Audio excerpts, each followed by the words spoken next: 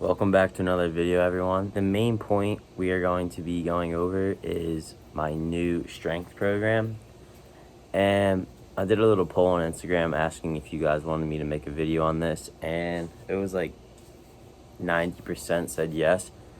So that's what we're doing. And a little disclaimer before I go into this program, I want you guys to realize that you just following this program for a couple of days and not being consistent will not do anything for you. And also, if you're not being consistent with your nutrition and sleep and things outside of the gym, this won't work for you either, because you're not, well, it might work a little bit, but you're not going to get all the results you want. You have to put in the work outside of the gym too. So now that that is all said, we can hop into the programming. I was going to get a coach because I realized that I was plateauing for a while, and especially at the peak of my bulk, all my lifts were just plateauing, and I finally figured out it was because I was destroying my CNS, my central nervous system, every workout. I was doing lifts at RP 9 and above every single time I went in the gym. And the reason why I was doing, okay, so by the way, if you don't know what RPE means, then to give you a general idea of what it is, it's really simple. It's just a scale for powerlifters to tell you how many more reps they had left in the tank. So if you were like, this single at 350 pounds on my squat was at RPE 6, that means I could have done 4 more reps of that 350. But four more reps would have been my max potential effort. That's a little brief overview of what RPE is. So I was going in the gym every day and I was doing my lifts at RPE 9. And the reason why you can't go balls to the wall like that every single time you're doing your main compound movement is because you have something called your central nervous system. And when you are breaking that through every single day, it's never going to have any time to repair unless you're only working out like twice a week. And I work out 6 days a week. So I started to do my research, and I came across this guy. I'll link his YouTube in the description. I forget his name right now, but he has multiple videos on different types of programs and how to start your own program. And he kind of just helped me learn how strength gains is not made from you going all out every single day in the gym. You have to put numbers behind it and almost put a science behind it for you to be able to get max results on all your lifts. And he also made me realize that when you stay in the pocket, which means you are doing your lifts around RPE 6 to 8, but 8's pushing it, day in, day out for a long time, you're gonna get those long-term results. So anyways, to start with my program, what I like doing is I like working in the low rep ranges. I'm sure everyone else likes to do that too. Like, no one wants to do a 4x9. You know what I mean? No one, like, it's like cardio basically at that point. So yeah, so I like to work in the low rep ranges and mid to high sets.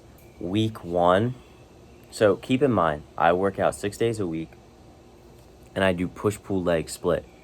So Monday push, Tuesday pull, Wednesday legs, and then again, and then day off Sunday. Or Saturday, I'll take that day off, and Sunday will be my leg day.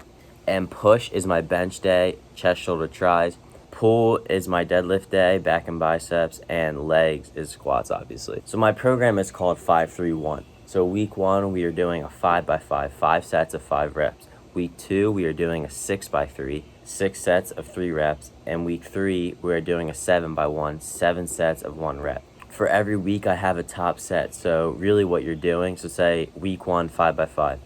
You're doing a 1x5, 1 set of 5. That's your top set. That's going to be your highest amount of weight. And then you're going to do 4 back off sets of 5. I like to have a top set just because that's what I've always done. When you do a top set, your weight's obviously going to be more than your back off sets, because if you want to stay around that RPE 7, right, that top set, say you want it at 7, and say it was around like 7.5-ish, so you almost hit the nail on the head there. Say you were doing, just say 180 on bench for your top set of 5, and you hit it for an RPE 7.5. Your next 4 sets will probably want to be 10 to 15 pounds lighter to keep that RPE. So you would want to do like 170 to 165. Now, if you just kept 180 for every set, your last like 3 sets are going to be RPE 8.5 to 9. Like, it's going to be way too hard. And that's really taxing on your CNS. And so look at it like this, right? This is your CNS ceiling. So say RPE 10 is going through the ceiling and RPE 9 is hitting the ceiling. And then RPE 8 is kind of putting pressure on the ceiling. But say 7, you're staying in that nice area where you have room to grow and you have room for that CNS to keep rising with your weights. That's why when you break through that ceiling and you're first starting out, like I was back then, yes, I made strength gains, but only for the first couple of months. And then after that, I was just plateauing and I wasn't sure why. And I kept pushing myself harder because I thought I wasn't going hard enough. So I'm going to pop a picture up on the screen that shows each week. So yeah, week 1, 5x5. Week 2, you have your 6x3. And then you have your top set of 3 and then your 5 back off sets of 3. Week 3, you have a 7x1, 7 sets of 1 rep. And you have your top set of 1 and then 6 back off sets. And then I'll do an AMRAP. And I used to do 135 on bench, 225 on squat and deadlift, but now I'm gonna do 185 on bench and 275 on squat and deadlift, just because my reps have gone over 30 for each lift. So there's no point of doing 30 reps. So I'm just gonna up the weight. So after that 3rd week, you repeat the cycle. You do it for 3 more weeks.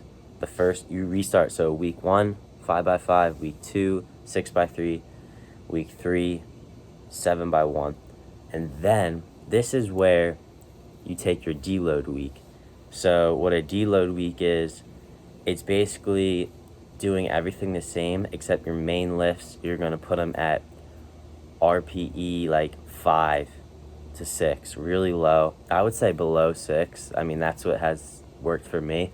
So like RPE 5, so really, really easy. What you're doing with this whole week is you're giving your body just enough time to recover and just to recharge for those next following 6 weeks that you're about to go a little bit higher in RPE. This is just, if you want to work out 6 days a week because you love working out like me, this is how I found it to work for me.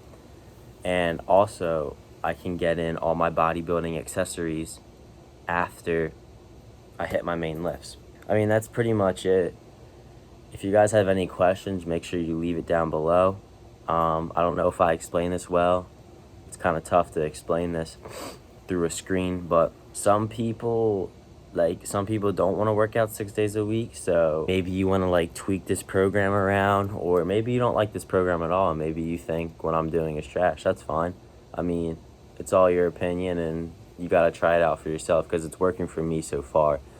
I'm 8 weeks into it, so I already did my first 6 weeks, and then I had my deload week, and now I'm on my 8th week. So yeah, it's going really well right now. Another thing I forgot to mention was when you do the week of 1 reps, right? So you're 7x1. You only do it on one day that week, so you don't do it twice. So Monday, you have bench, right? You do your 7x1 with your AMRAP. Tuesday, you have deadlift, 7x1 AMRAP. Wednesday, you have squat, 7x1 AMRAP. And then the Thursday is bench. That's when I'll restart the cycle and I'll go 5x5. I don't do the full week of 7x1s just because I'm doing that AMRAP. So my CNS starts to get tired, so then I just drop it back down to the 5x5s for easy RPEs. If you're really looking to put pounds on your lifts, I wanted to give you guys a few misinterpretations that people think when they start lifting. First off, if they bulk really hard, their lifts are going to go up dramatically and they're going to get really strong. Yes, your lifts will go up, but that's not necessarily meaning you're getting stronger. It just means you have more body weight to work with. So your lifts are obviously going to go up just because you're heavier now. And that's what happened with me. I bulked to 180 probably as my final bulked weight. And I feel like maybe I added 20 pounds of strength on my squat and deadlift and maybe like 10 on my bench. But most of that other poundage adding onto my lifts came from me going from 140 to 180 in the matter of like 8 months. And I got fat. So like I really, unless you're really skinny, I really don't suggest for you to dirty bulk that much like I did, because it, first of all, you can't really keep track if you're getting stronger or not because you're adding so much weight onto you. And you just don't feel good. Like you just feel unhealthy when you bulk that much. So then you feel like sloppy in the gym. So this is coming from experience. Like I don't suggest that, but if you want to do it still, then you can. But yeah, so that's about it. I hope you guys took this information and learned something, or gonna put it to use for your programming. And let me know what you guys thought of it. And yeah, I'm out of here. Wait, before I'm out, look at this.